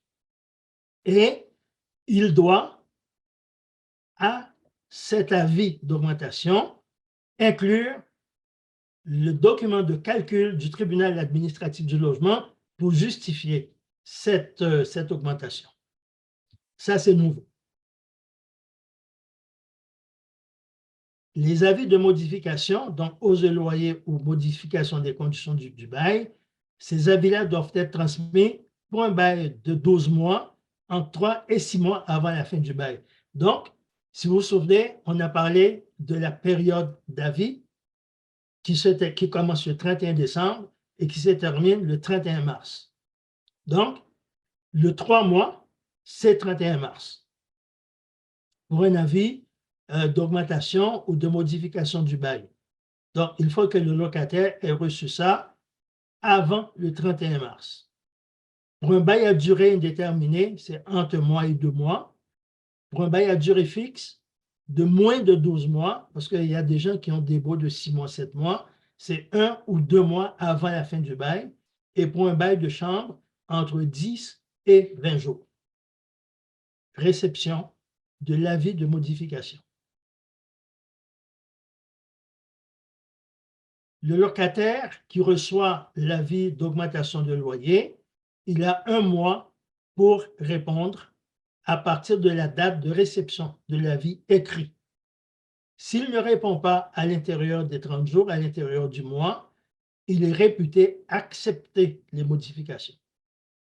S'il n'accepte pas, il doit aviser par écrit son locataire qu'il refuse la modification ou qu'il refuse les autres modifications du bail. Le locataire, il a des choix. Quand il reçoit ça, il peut accepter les modifications, dire, bon, l'augmentation de loyer me convient, il n'y a pas de problème. La modification introduite par le locataire me convient, il n'y a pas de problème, il accepte. Il n'est pas obligé de répondre, il accepte. Ou il peut refuser les modifications tout en gardant son loyer. Il peut dire, moi, je refuse ton augmentation, mais je garde mon loyer, ou il peut déménager. Donc, ce sont les 3 options qu'a le locataire quand il reçoit un avis d'augmentation ou un avis de modification à son bail. Ce qui est important de faire savoir aux locataires, c'est qu'ils peuvent refuser l'augmentation de loyer et garder leur logement. Dans le cas où le locataire ne recevrait pas d'avis de la part du locataire pour une augmentation de loyer ou une modification, le bail se renouvelle aux mêmes conditions. Donc, si le loyer était de 800 $ par mois, il n'y a pas d'avis, donc le bail se renouvelle pour 1 an à 800 $ par mois.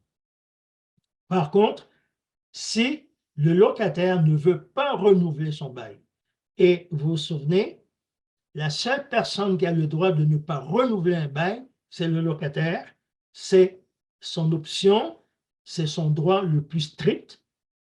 S'il ne désire pas renouveler son bail, il doit transmettre à son locataire un avis de non-renouvellement dans les mêmes délais. Donc, le locataire, 3 mois avant la fin du bail, donc si le locataire ne veut pas renouveler, il doit aviser son locataire dans le même délai, 3 mois avant la fin du bail. Dans le cas de refus d'augmentation ou d'une modification par le locataire a 1 mois pour déposer une demande de fixation au tribunal administratif du logement. S'il ne le fait pas à l'intérieur du mois, on oublie ça. S'il ne le fait pas, le bail va se renouveler aux mêmes conditions sans modification. Donc, 1 mois, 30 jours pour déposer une demande de fixation. Et le locataire a l'obligation de notifier sa demande au locataire dans les 45 jours du dépôt de sa demande au tribunal administratif du logement. S'il ne le fait pas, ça peut devenir, au niveau du tribunal, un motif de refuser par le juge de considérer la demande de fixation du locataire. Le locataire, on a parlé de logement, du droit du locataire d'avoir un logement propre à l'habitation, sécuritaire. Donc, il peut abandonner un logement qui est impropre à l'habitation. Si le logement devient impropre à l'habitation, il peut abandonner, mais il doit aviser son locataire de l'état des lieux avant de partir ou 10 jours. 10 jours avant de partir ou 10 jours après être parti, après avoir quitté. Et pendant la période d'abandon, il est dispensé de payer son loyer. Le locataire qui décide de faire les travaux pour remettre le logement propre à l'habitation, il va devoir aviser le locataire dès que le logement devient habitable. Mais pour ça, il faut que le locataire ait donné à son locataire un avis mentionnant sa nouvelle adresse. Actuellement aussi, on constate qu'il y a beaucoup de logements qui se vendent, d'immeubles qui se vendent. Dans le cas de vente d'un immeuble, le bail se renouvelle automatiquement. La décision de renouveler ou non le bail ne relève pas du locateur, mais du locataire. C'est son droit de dire, ben moi là, nouveau propriétaire, je quitte, mais il ne faut pas oublier les délais qui doivent être respectés. Un locataire ne peut pas être évincé ou expulsé de son logement sans une décision du tribunal ou une ordonnance des services municipaux de sécurité incendie. Un locataire ne peut pas se lever un beau matin et dire à son locataire, ben, écoute, je ne renouvelle pas ton bail, tu dois quitter dans 30 jours. Il ne peut pas faire ça. Il n'a pas le droit de le faire. Pour le faire, ça prend une décision du tribunal. Et ça, c'est valable même pour une chambre, pour une location de chambre.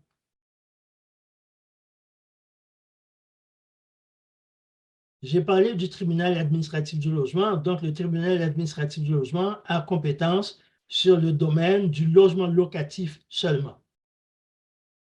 Pas du logement, pas de la location commerciale.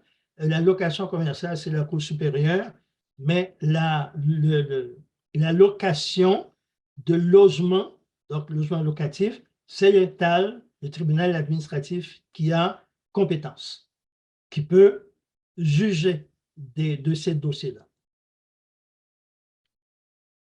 Rechercher un logement, j'en parlerai pas très vite parce que il y a eu Isabelle a fait la présentation tantôt de ce qui existe, de ce qui existe à ce niveau-là.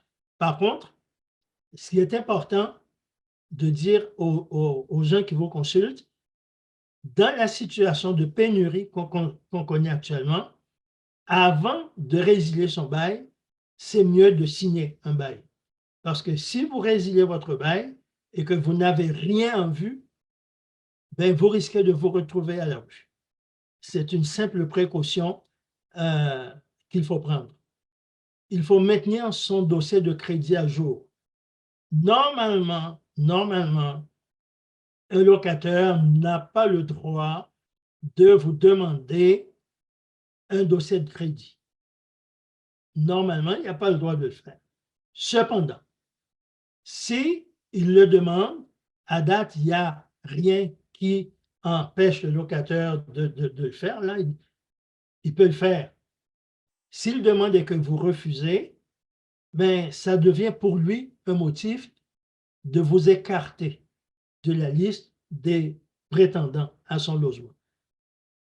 Pour l'enquête de crédit, le locataire doit avoir le consentement écrit du locataire. Il ne doit avoir que son nom complet, son adresse, sa date de naissance. Il n'a pas besoin du numéro d'assurance sociale, mais nous avons dit au locataire, au lieu de permettre à votre locataire de faire la demande d'enquête de crédit, il va vous charger pour. Faites venir votre dossier de crédit. Ça ne vous coûte rien de chez Equifax ou de chez TransUnion.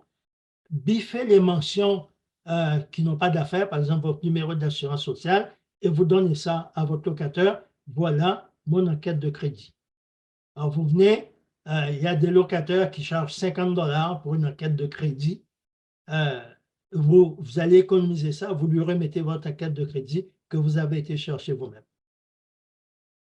Les programmes, les aides disponibles, Isabelle en a parlé, et c'est aussi au niveau du document qui va circuler dans les comités de logement. C'est aussi présent sur notre site web. Donc, je passe par-dessus. Cette année, qu'est-ce qui risque d'arriver dans le territoire? Une progression de la pénurie de logements. Bon, alors, je prends 30 secondes pour souligner à quel moment, parle-t-on de crise de logement, il faut qu'il y ait 3 éléments qui concordent. L'indisponibilité des logements, donc une pénurie de logements, un coût exacerbé du logement et des mises en chantier familiques. Quand ces 3 éléments sont là, quand ils se joignent, on parle de crise du logement. Alors, cette année, il n'y aura pas plus de logements locatifs disponibles. Au contraire, il va y avoir une contraction du parc de logements disponibles parce qu'on a parlé de situation historique dans les Laurentides. Il y a une situation historique au niveau des avis de reprise et des avis d'éviction. Comme je l'ai dit, sur 10 clients qui appellent chez nous, il y en a 8 qui appellent pour des avis de reprise ou des avis d'éviction. Et il va y avoir des augmentations très importantes. Les locataires essaient de justifier ça par l'inflation, par l'augmentation de leur coût de gestion et par l'augmentation des taux d'intérêt. Et ça n'a rien à voir. Ça n'a rien à voir pour une augmentation de loyer. Et il va possiblement y avoir une augmentation des recours à vos organismes. Vous allez avoir possiblement plus de gens qui vont s'adresser à vous. Alors, vous pouvez faire quoi en tant qu'organisme communautaire? Informer, accompagner et référer. Appel est là en soutien aux organismes, en soutien aux locataires. Oui, il y a une seule personne au niveau de l'organisme. Ça crée des délais qu'on souhaiterait diminuer, mais on est quand même là pour les gens et on répond à toutes les demandes qui nous sont faites.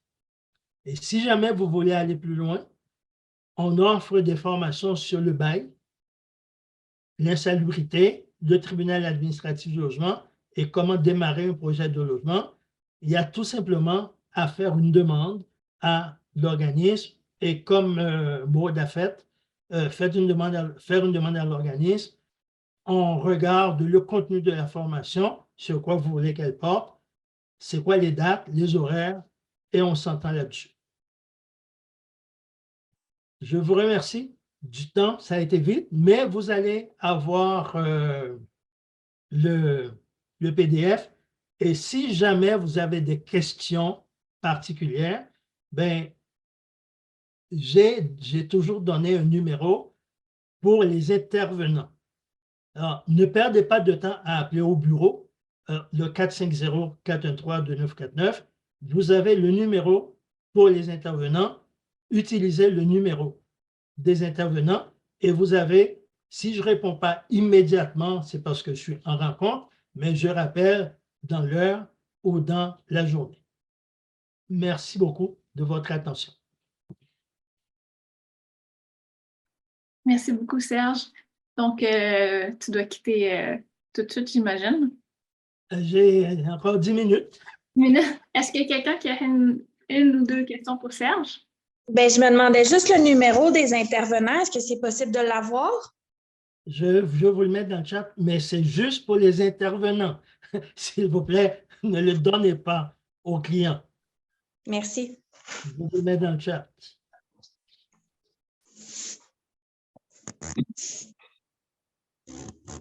Merci. Ensuite, ça va être Louis pour la question. Bonjour Serge, bonne année. Merci pour... Bon, c'est Louis-Philippe, on se voit lundi prochain, le 15. Ah oui, j'avais pas ça à mon agenda, merci. C'est que je donne une formation à l'Écluse pour les travailleurs de rue. Ah, OK. Peut-être que je ne serai pas là, mais je ne veux pas prendre le temps de tout le monde. Tu disais, Serge, que l'inflation n'avait pas rapport avec l'augmentation des loyers. Tu peux-tu expliquer, s'il te plaît? Alors, les locataires utilisent l'inflation comme prétexte pour augmenter les loyers. Alors, qu'est-ce qui entre dans le calcul d'une augmentation de loyer? C'est le coût, l'augmentation des assurances, l'augmentation des taxes municipales, l'augmentation des taxes scolaires et l'augmentation des frais de gestion.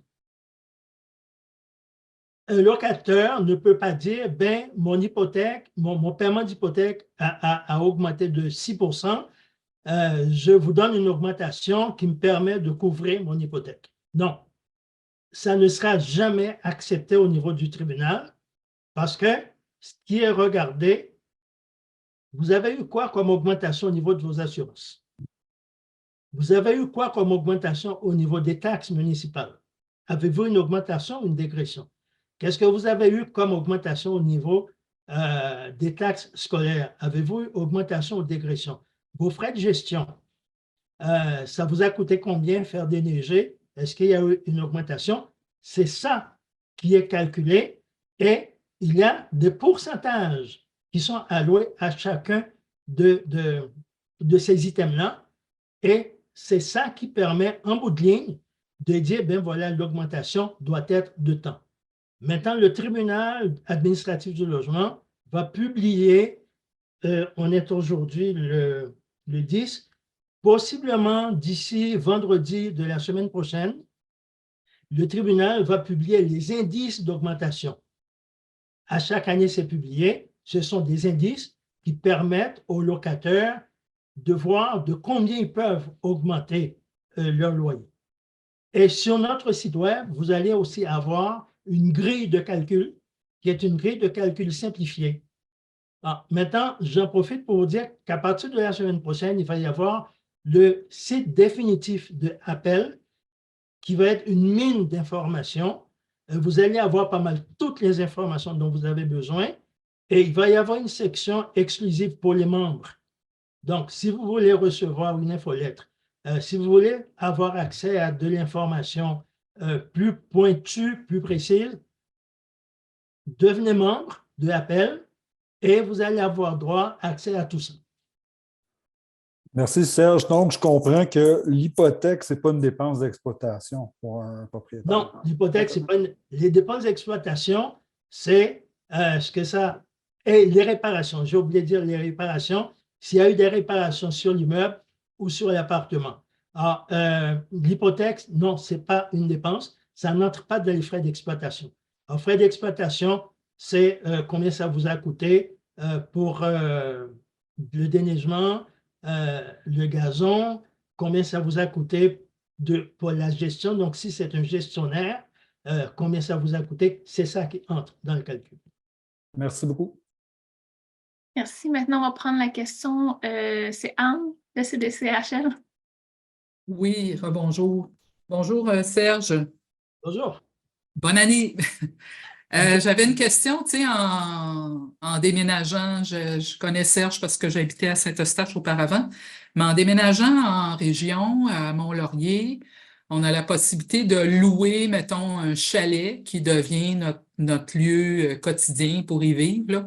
Est-ce que les locataires sont obligés de nous fournir un bail ou si ça ne rentre pas dans ce que tu as présenté? Bon, alors, les chalets, il y a une distinction à faire pour le chalet. Si le chalet est loué comme lieu de résidence? Non, s'il est loué comme lieu de villégiature. S'il est loué comme lieu de villégiature, cette location-là n'est pas soumise aux mêmes règles que le bail ordinaire. Alors, c'est là qu'il faut faire attention. Si vous louez un chalet, il ne faut pas le louer comme lieu de villégiature, il faut qu'il soit loué comme lieu de résidence. Et ça, est-ce que c'est le zonage du terrain qui détermine ça? Non, c'est le locataire qui détermine si vous le louez. Si vous le louez pour 1 an, c'est difficile de dire que c'est une villégiature. Mais il faut faire attention parce que si dans votre bail c'est indiqué villégiature, on ne peut plus faire appel aux mêmes règles que pour un bail ordinaire. OK, merci. Marie-Ève, est-ce que c'était une nouvelle question ou c'est une vieille main? C'est une nouvelle question. En fait, merci beaucoup. Moi, en tant que travailleuse sociale, ça va vraiment m'aider beaucoup cette présentation-là. J'apprécie énormément. Surtout, merci de nous proposer, nous partager la présentation PowerPoint. Moi, j'avais 2 petites questions. Je ne vois pas nulle part dans la présentation quelque chose par rapport aux nouveaux immeubles. Je croyais que les immeubles de moins de 5 ans n'avaient pas à se conformer aux mêmes règles par rapport aux augmentations de loyer. Est-ce que c'est vrai? Effectivement, les immeubles de moins de 5 ans. Alors, ça, c'est une formation qu'on donne au niveau du bail. OK. Quand vous prenez la formation sur le bail, on en parle. Les immeubles de moins de 5 ans ne sont pas soumis aux règles d'augmentation. Ça veut dire qu'un locataire, si vous signez un bail dans un logement de moins de 5 ans, le locataire, il est libre de vous proposer une augmentation de 100%. Et vous n'avez aucun recours. Sauf qu'au niveau de la loi 31, la ministre voudrait introduire certains éléments. Alors, la loi 31, j'en parle pas, là, je commence à être juste dans le temps. Il y a des très mauvaises idées dans la loi 31, mais en même temps, il y a une couple de bonnes petites choses. Par exemple, si la ministre, si la loi diminue la durée d'exception pour les logements de moins de 5 ans, et si la loi 31 fixe un niveau d'augmentation, c'est une bonne chose. Mais la loi n'est pas encore passée. On ne sait même pas si c'est la même ministre qu'on va avoir dans 1 mois. OK. Puis ma deuxième question, c'était là, on a vu beaucoup avec la crise du logement, la pénurie des logements, que les locataires, finalement, se permettent plus de droits. Là. On a vu passer cette année beaucoup de formulaires de demande de crédit que les locataires utilisent un peu comme un engagement. Tu sais, vous nous disiez, attendez pas à la fin du bail, allez tout de suite signer un nouveau bail, faites vos enquêtes de crédit, tout ça pour ne pas risquer de passer à côté du logement. Mais là, les locataires fournissent des formulaires pour la demande de crédit et en bas, à la toute fin, c'est marqué dans petit caractère que si vous faites cette demande-là, c'est que vous vous engagez à venir signer le bail dans les 30 prochains mois. Et ça nous a nui parce que là, ils nous disaient, si tu ne viens pas signer le bail, tu me dois un loyer quand même. Bon, ça, ce sont les engagements que font signer les locataires. C'est une fraude. OK. Parce que ça, c'est le formulaire de l'accord PIC. Si je donne mon autorisation pour une enquête de crédit, je ne m'engage pas à signer un bail. Alors, c'est 2 choses. L'enquête de crédit, tu fais une enquête de crédit pour vérifier ma solvabilité. Si je suis solvable, tu vas me faire une proposition de contrat. Mais je ne peux pas te donner une autorisation de faire une enquête de crédit et dans le même formulaire, te dire oui, oui, je m'engage si l'enquête de crédit est correcte, que je prends ton logement. Alors, le locataire, je ne suis pas le seul à signer ça, il fait signer ça à différentes personnes. Exact. Puis si là, on a vécu une situation où on s'est vraiment fait dire viens, tu n'as pas le choix, il faut que tu signes le bail, et que la personne, là, elle a dit regarde, je vais payer mon premier loyer, mais s'il te plaît, oblige-moi pas à prendre le bail, je ne peux pas venir finalement en appartement, ce n'est pas dans mes moyens. Y a-t-il moyen de faire appel au TAL puis de retourner chercher les sous qui auraient été payés? Absolument. On pourrait dire je me suis fait frauder, on a utilisé ce formulaire contre moi, puis je ne comprenais pas en quoi ça consistait. J'ai donné 1 000 $, mais je veux le récupérer. Actuellement, on est en train de regarder la possibilité de plaider le dol au niveau du TAL. Bon, je n'entrerai pas dans un cours de droit, là, j'ai 2 minutes pour quitter. On essaie de faire introduire la notion de dol au niveau du tribunal administratif du logement parce que de plus en plus de locataires font du dol. Si vous voulez, on pourra revenir sur cette notion de dol éventuellement pour vous expliquer exactement en quoi ça consiste et comment les locataires l'utilisent et le font. Parfait. Merci beaucoup, ça répond à mes questions. Donc, merci beaucoup, Serge. Je pense qu'on va te laisser quitter. Mais c'est ça, tout le monde. On va avoir toutes les informations qui vont vous être transmises et vous avez le numéro que vous pouvez noter rapidement avant la fin. Et comme je vous dis, si vous avez des questions, vous avez accès au numéro, appelez-moi. Si je ne réponds pas tout de suite au téléphone, je vous réponds dans l'heure ou dans la journée. Et des fois, je peux peut-être même, si c'est un numéro personnel, vous rappeler le soir parce qu'on est pas mal débordé. Je suis tout seul dans l'organisme depuis 17 ans. Merci beaucoup. Merci, et merci aussi à Isabelle et à Marjolaine pour le début de la présentation. Moi, je quitte. Bye bye. Au revoir, Serge. Puis, je vous joins tout le monde un formulaire dans le chat si vous voulez aller voir. C'est juste un petit 2 minutes pour donner votre appréciation de la formation et pour confirmer si vous voulez recevoir toutes les informations. Après, je vais vous faire un courriel complet dans l'après-midi ou demain matin. Donc, je vous souhaite une bonne journée tout le monde. Merci beaucoup d'être venu et à la prochaine, j'espère.